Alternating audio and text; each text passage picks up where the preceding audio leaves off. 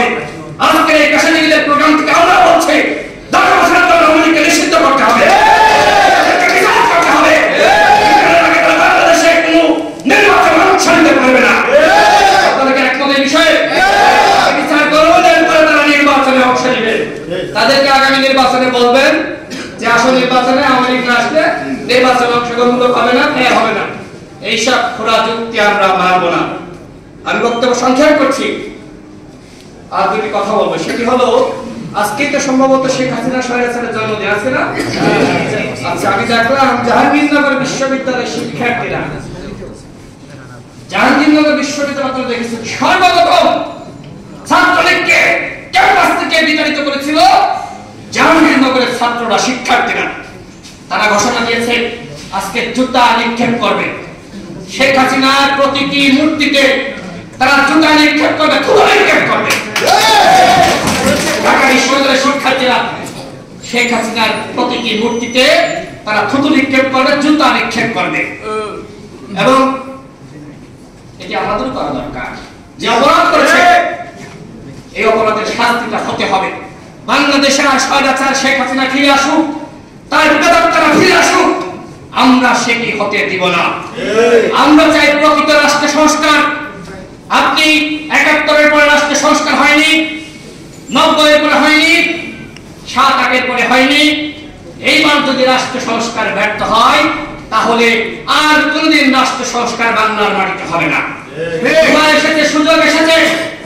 আমাদের শামসুল ভাই বক্তব্য রেখেছেন, যদি এই সরকার রাষ্ট্র সংস্কারে ব্যর্থ হয়, গণ অধিকার পরিষদের নেতৃত্বে রাষ্ট্র সংস্কার করা হবে। গণ অধিকার পরিষদের উত্থান ১৮ সালে যখন আমরা কোটা সংস্কার আন্দোলন সফল করি, আমরা এই সর্বপ্রথম ঘোষণা দিয়েছিলাম কোটা সংস্কার আন্দোলন সফল করেছি, এইবার আমাদের কাঁধে দায়িত্ব এসে পড়েছে রাষ্ট্র সংস্কার করা।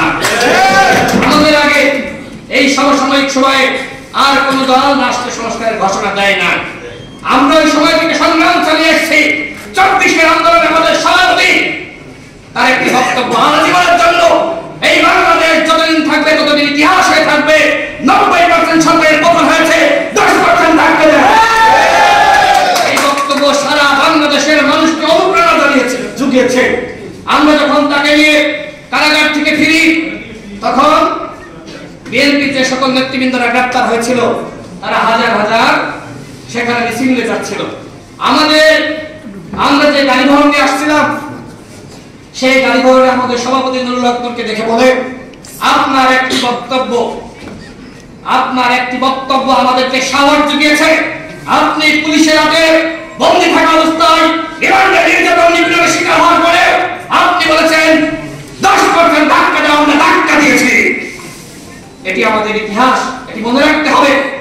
কোন একক নেতৃত্ব, একক মাস্টারমাইন্ড গণঅভ্যুত্থান এনে দেয় নাই বন্ধুগণ। সুতরাং এইভাবে আমি সব করেছি, এগুলো ছেড়ে ফেলতে হবে। আমরা সবাই মিলে সব করেছি। ১০০টা স্টেক হোল্ডার কাজ করেছে। যদি ৯৯ জন স্টেক হোল্ডার কাজ করতো আর একজন না কাজ করতো, তাহলে এই গণঅভ্যুত্থান ব্যর্থ হতো।